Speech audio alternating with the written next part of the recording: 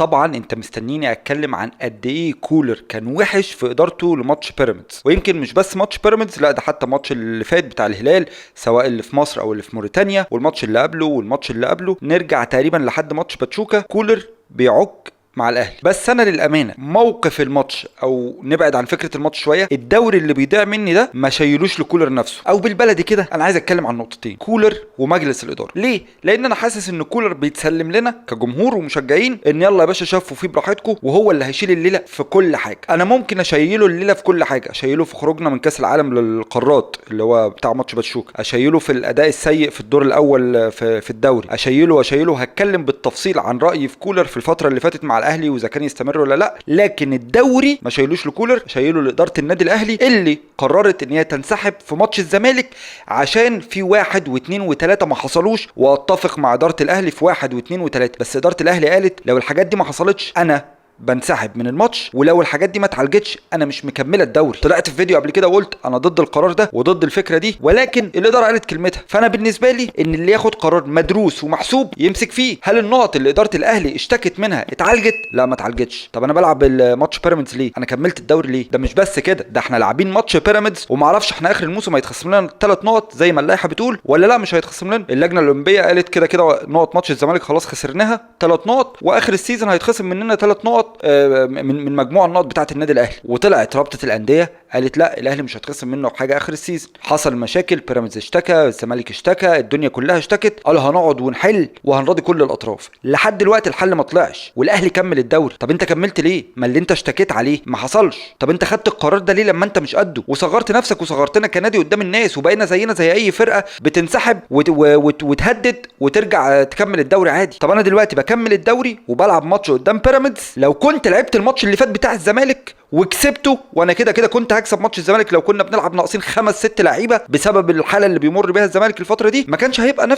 ما كانتش هتبقى عليا نفس الضغوطات، ما كانش بيراميدز مستموت على التعادل كده، كان هيبقى في بيننا فرق نقطه داخل ماتش بيراميدز، وانا في بيني وبينه فرق نقطه مش 4 أو 5 نقط، ولسه الله اعلم اخر الموسم ممكن يتخصم مني 3 نقط. انا من الاساس شايف ان انا غلط ان انا العب ماتش بيراميدز، مش عشان انا عايز ده، لا عشان انت قلت ده. انت كاداره طلعت قلت يا باشا انا مش هلعب لو ده ما حصلش. حصل؟ لا ما حصلش. طب بتلعب ليه؟ انا فعلا السؤال ده هفضل اعيده وازيده. انا عايز رد، عايز حد من مجلس الاداره يطلع يتكلم انا ليه خدت القرار ده. الاجتماع اللي حصل بينكم، القرارات اللي انتوا توصلتوا لها بناء على ايه؟ بناء على ايه انت قلت انا لو ما حصلش 1 2 3 انا هنسحب من ماتش الزمالك وهنسحب من الدوري؟ بناء على ايه خدت القرارات دي؟ يا عم خدت القرارات ما عملتهاش ليه؟ بتتسحب من لسانك وتقولها على الملأ وتقولها لعامه الناس ليه؟ عشان تنفذها. طب ما نفذتهاش. شكلك انت كمجلس اداره دلوقتي شكلك ايه قدامنا احنا كجمهور؟ ما بتكلمش على اي نادي تاني، ما بتكلمش على اتحاد الكوره، احنا جمهور النادي ده. انت كمجلس اداره فين الثقه بيني وبينك؟ انا واثق فيك دلوقتي ازاي في كل خطوه انت بتاخدها؟ ده بسبب الثقه اللي راحت دي. فكل القرارات اللي جايه او اللي فاتت في الفتره المؤخره اللي الاهلي كان فيها سيء جدا، انا ممكن او عليك علامات استفهام. هل كولر كان يستمر اصلا من الاول ولا كان المفروض تاخد قرار صح وتمشيه؟ بس انت ما خدتش قرار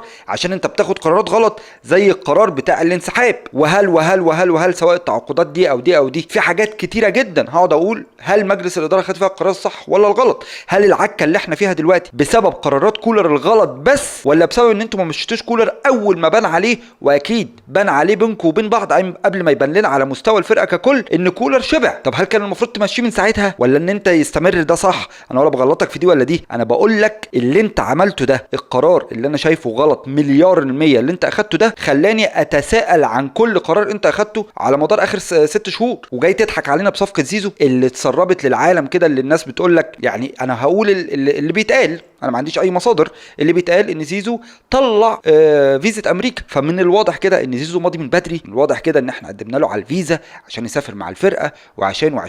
طيب الاجراءات اللي تمت من بدري دي ليه بتطلع دلوقتي مسكن للناس عشان القرار، او بتلهي الناس عشان القرار الكارثي اللي انت اخدته؟ طب انا ما اكلتهاش، انا ما بلعتهاش. لو انت جاي تاكلنا البلوزه انا مش عارف اخدها. سواء بقى زيزو فعلا ماضي فعلا اول امبارح، وده اشك فيه، الراجل خد فيزا امريكا خلاص، فهو ماضي قبل قرار الانسحاب او بعد قرار الانسحاب، توقيت تسريب خبر ان زيزو مضى مع الاهلي خلاص. دي بالنسبه لي انا مش شايفها غير ان انت بتلهينا عن الكارثه اللي انت عملتها. وانا واحد من الناس قسما بالله انا ما كنت من اللي بيتمنوا ان زيزو يجي الاهلي، لسبب ان انت بدات تقدم توصل الاهلي دلوقتي ان بقى عنده تكدس في النجوم. هيأثر، الله اعلم هيأثر على الفرقه ولا لا. يعني الشحات ده نجم، اتفقنا واختلفنا على مستواه لان انا انتقدته كتير، بس انا بتكلم كاسامي في انديتها. الشحات ده نجم في ناديه، بن شرقي ده نجم، زيزو نجم، امام عاشور نجم، قفشه نجم، وسام ابو علي، جراديشار، الناس دي محترفين لازم تلعب اساسيين. انا بتكلم لك على 7 في ال3 مراكز اللي قدام. مين هيقعد لمين؟ ده في المنتخب لما بيروحوا منتخب مع بعض بيمسكوا في بعض على ان ده قاعد لده وده قاعد لده. مين هيقعد لمين؟ هل دي هتبقى حاجه صحيه للنادي الاهلي ولا لا؟ هنتكلم عليها في فيديوهات جايه بعد كده. انا دلوقتي بس بقول لك ان صفقه زيزو انا شايفها مش مدروسه. انا شايفها احنا رحنا جبنا زيزو، احنا كنا ايه، يتجاب ما يتجابش، طب نجيبه ما نجيبوش. انا شايف الحوار مشينا فيه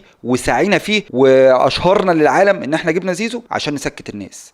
هيتحلف لي على الميه تجمد، هتجيب لي ما يثبت ان زيزو الاهلي في قمه الاحتياج ليه. انا مش شايفها غير كده ولا عمري هشوفها غير كده. فالدوري اللي بيضيع مننا دلوقتي اهو ده، الا بقى لو حصلت معجزه وبيراميدز قرر انه يسيب الدوري للاهلي يخسر له ماتشين ورا بعض ولا بتاع، دي حاجه تانية بقى، دي يبقى يعني ربنا كرمنا فيها يعني. بس الدوري اللي بيضيع مننا ده انا ما شايلوش غير لاداره الاهلي رغم مستوى كولر السيء، رغم مستوى كولر السيء. نروح بقى نتكلم عن اداره كولر للماتش ده والماتشات اللي فاتت كلها. الاهلي مع كولر هو فرقه فاضيه تماما دفاعيا كمنظومه، مش بتكلم على خط الدفاع بس، هو مهلهل. وشفنا ده في ماتش الهلال الذهاب والعوده. الهلال لما كان بينوي يروح على الشناوي كان بيروح، ما كانش حد بيقول له لا. الهلال في ماتش القاهره وصلوا على الشناوي اكتر من مره، اللهم اللي ردهم بس الجون اللي الاهلي جابه هزهم للسكور يعلى ما نعرفش نعوض. فبداوا يلجأوا للشوط الثاني انهم يلعبوا دفاعيا ويضيعوا وقت. انا عايز الماتش يخلص كده، انت هتيجي على الارض هعرف اكسبك. بس بيتهيألي لو كانوا داسوا علينا شويه في القاهره والله العظيم كانوا يقدروا يتعادلوا. جبنا الجون ونمنا عليه، ولا بنلعب قدام ولا ورا ولا في نص الملعب ولا في كوره تماما. ماتش العوده نفس الكلام، اسوأ ماتش كوره شفته يعني بقالي فتره. ماتش في قمه السوء. ربنا كرمنا بجون امام عاشور كده عشان يتحسب لنا ان احنا كسبنا بره وجوه، لكن كوره وملعب والله ما لعبنا كوره. ماتش بيراميدز نفس الكلام. انا زعلان على ايه؟ هو انا كنت هكسب بيراميدز ده ازاي؟ انا عايز اكسب بيراميدز ده ازاي؟ احنا رحنا على بيراميدز كورتين في بدايه الشوط الاول. بيراميدز نزل مسكنا الشوط الاول، كان زنقنا على ال 18. لما قرر ان هو يلعب هجومي فضل ماسك الاهلي زنقه على ال 18، دب طخ دب طخ، وربنا سترها معانا وما جاش فينا جون في الشوط الاول. الشوط الثاني نزلوا مطرود منهم واحد. اكسب بقى، اعمل حاجه بقى. لا انا مش عايز العب كوره. قرارات كلها غلط. انا مش هتكلم على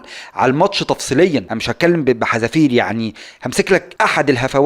مروان عطيه ده يطلع ليه؟ يعني مين احسن دستروير، مين احسن واحد مفسد للهجمات في النادي الاهلي ويمكن في مصر كلها من وجهه نظري يعني؟ هو مروان عطيه. طيب الف بكوره، انا هرمي فرقتي قدام لان الفرقه اللي قدامي ناقصه واحد، فانا هرمي فرقتي قدام، هزود ناس في نص الملعب، فهيعملوا ضغط على بيراميدز اللي اكيد هيتراجع عشان هو ناقص لاعب وعشان شايفني رايح عليه. بيراميدز في الحاله دي وهو فرقه مش متوسطه ولا فرقه سيئه، هيكون مخرجه الوحيد ايه في ماتش زي ده وهو بيلعب بالدفاع كده؟ المرتدات. وده كان باين قوي من تبديله الراجل. اول ما الناس طردت ساب مصطفى فتحي ونزل الراجل التاني اللي بيلعب على الشمال ده سرعات ويجري. طب انا بقى لما اكون هرمي فرقتي قدام والفرقه اللي قدامي بتعرف تعمل المرتدات، افضلهم نص الملعب ولا احط لهم واحد يفسد اي كره بيطلعوا بيها عليا؟ انا طلعته ليه؟ مروان عطيه ده طلع ليه؟ عشان افضي نص الملعب، عشان اي كره فعلا من اي حد بيمسك كره من بيراميدز، مش لازم سرعه، اي حد بيمسك الكره من بيراميدز ويجري ويخترق كان بيروح. من اول ما بداوا يلعبوا على المرتدات على الاهلي اي واحد كان بيعدي ليه؟ لانك طلعت لهم اللي ممكن يبوظ لهم كل ده بطوله. هو مروان عطيه ما كانش محتاج حد جنبه، الناس تطلع ويفضل هو واقف في نص الملعب يبوظ لك كل حاجه. دي تفصيله واحده. ده غير خروج بن شرقي، ده غير البدايه بحسين الشحات اللي قاعد على الدكه بقاله كام ماتش، ده غير جراديشار اللي انا حرفيا مش عارف هو دلوقتي مركزه ايه مع الاهلي. يعني هو جراديشار جاي مهاجم صريح، اخر كام ماتش الراجل ده بيلعب ايه؟ بن شرقي نفس الكلام. بن شرقي احنا كلنا عارفين بن شرقي بيلعب في مكان ايه مع الاهلي، مكانه فين؟ يعني هو البوزيشن، هو اللاعب اللي ممكن يلعب مره على اليمين مره على الشمال، مره يجي من النص، مره يلعب ساقط تحت المهاجم. هو بن شرقي بيعرف يجيد ده كله، ماشي، ما عنديش مشكله مع دي.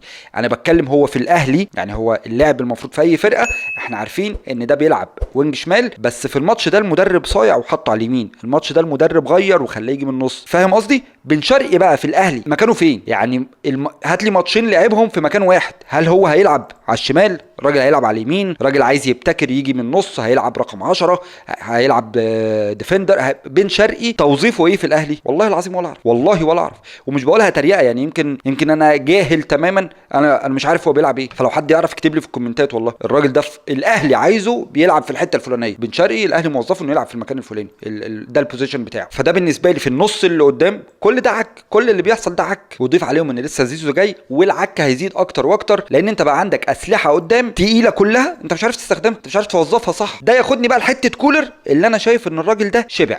يعني ايه شبع؟ انا مش هسيء فيه، مش هسيء ليه، لان الراجل ده ياما غنيت بامجاده بصراحه، بس انا حاسس ان هو وصل لمرحله انا شبعت بقى، وصلت الاهداف اللي انا كنت عايزها، شبعت بطولات، شبعت فلوس، ايا كان. هو ما بقاش عنده الدافع او الحافز اللي يزقه يعمل حاجه او يقدم لنا حاجه جديده. بطل. انت جبت حاجه، جبت بطاريه استخدمتها وفضيت. كولر انا شايفه هي البطاريه اللي فضيت مع النادي الاهلي، ففعلا لازم تبديله، مش عشان هو مدرب سيء، لا هو مدرب كويس جدا، بس خلاص ما بقاش عنده جديد. كان عنده الدوافع انه عايز يكسب بطولات مع نادي كبير، عايز يبقى اسمه مش عارف ايه، عايز يروح كاس عالم انديه، راح اكتر من مره، عايز يجيب بطولات قاريه، جاب اكتر من واحده، بطولات محليه، فتحسه خلاص ما بقاش عنده اللي بيزق. هو بيصحى بيروح شركه، ما عندوش دوافع، ما عندوش ابتكارات، ما عندوش حلول، مش عايز يطور، مش عايز يعمل. بلس ان كل حاجه بقت تحصل بين كولر ومجلس الاداره عند من كولر. انا مش جوه المطبخ، مش جوه دهاليز، يعني ما اعرفش دهاليز المواضيع ايه، بس انا بحكم على اللي بشوفه او على اللي بستشفه كده من الاحداث. انت ليه يا ابني ده مش عايزه؟ يعني غريبه قوي، ملهاش غير عند. ليه ده بيلعب؟ ملهاش مبرر غير ده عند. اكرم توفيق ايام لما قالوا اكرم توفيق خلاص مضى وراح قطر، فضل يلعب ليه وانت كنتش بتلعبه قبل كده؟ وكان مستواه سيء جدا، والواد كان باين عليه ان هو مش عايز يلعب. سيبني في اللي انا فيه اكتر من حاجه كده. فانا بالنسبه لي ان الراجل ده خلص، ولازم قرار ان هو يمشي النهارده قبل بكره. ما ادلوش فرصه. ليه ما ادلوش فرصه؟ ما تقوليش بقى كمل افريقيا وعشان افريقيا. واقسم برب العزه الاهلي لو استمر بالمستوى ده قدام سان داونز لا هيبقى اكبر نتيجه في تاريخ دوري ابطال افريقيا، او في ماتش السيمي فاينال في دوري ابطال افريقيا، هو خساره الاهلي قدام سان داونز في الماتش اللي جاي. لو استمرينا بالمستوى ده، سان داونز فرقه ما بترحمش، مش الفرقه اللي هتنزل تجيب في الجون وتدافع، فرقه لو شافتك بتموت هتدوس عليك. فلو هنروح لهم بالمستوى ده والله العظيم ماتش فعلا اللي عندهم مشاكل في الصحيه وبتاع ما يتفرجوش على الماتش ده. لو في احتماليه ان احنا نلعب بنفس المستوى ده، ما بلاش الناس تتفرج على الماتش ده. لكن لو الاهلي اختلف، الله اعلم هيختلف ازاي في ال10 ايام او الاسبوعين اللي جايين دول، الله اعلم.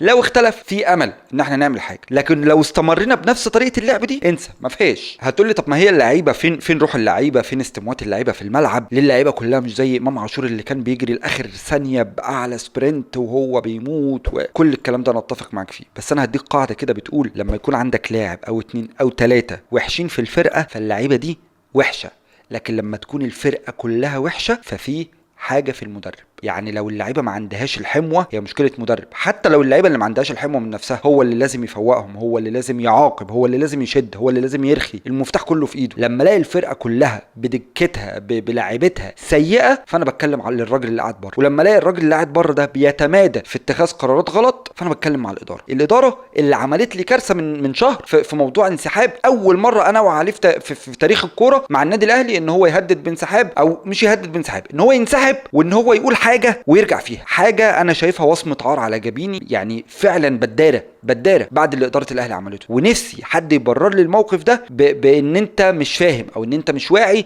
ده الحوار كان 1 2 3. اتمنى في يوم من الايام ان انا اكون اللي فاهم غلط، والموضوع فعلا الاداره كان معاها حق وكان لازم تعمل كده. يعني انا مش شايف اي مبرر يخليني انسحب او يخليني اهدد بحاجه وارجع فيه. بس يا سيدي دول كده كلمتين كانوا في القلب كده عايزين يطلعوا. اتمنى اتخاذ قرار ان كولر يمشي يتعمل النهارده قبل بكره، الناس تشتغل عليه، لان كارثه بيراميدز دي هنشوف زيها في الجايات الكتيره، او كارثه الماتش ده والماتشات اللي قبله هنشوف زيها كتير. انا مش محتاج استنى عشان اثبت او احس الراجل ده هينفع ولا مش هينفع. الراجل ده مش هينفع، حتى لو الماتشات اللي جايه ربنا كرمه فيها الراجل ده مش هينفع يكمل خلاص. فلازم نبتدي نشتغل على البديل بتاع كولر. بس يا سيدي وبكده وصلت نهايه الحلقه. استنوني ان شاء الله في حلقه جديده، والسلام عليكم ورحمه الله.